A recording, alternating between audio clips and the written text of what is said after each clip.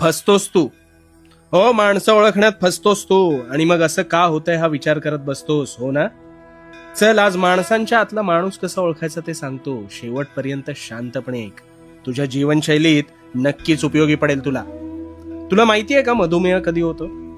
साखर अथवा गोड अधिक खाल्ल्याने, हो ना? पण तुला गोड खाणं कुठे बंद करता येतंय?